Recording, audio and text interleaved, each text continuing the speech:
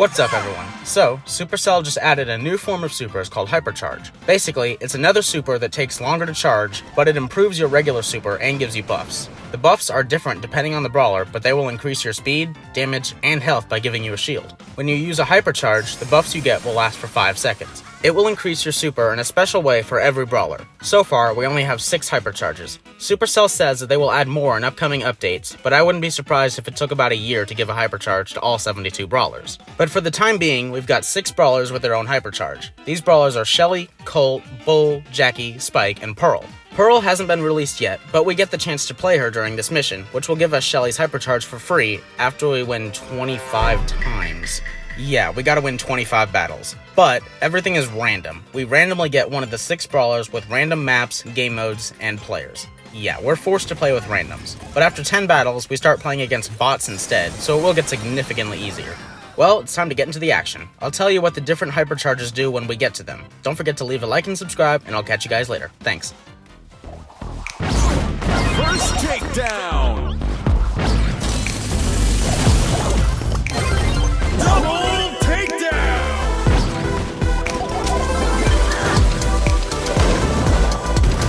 Four takedowns left!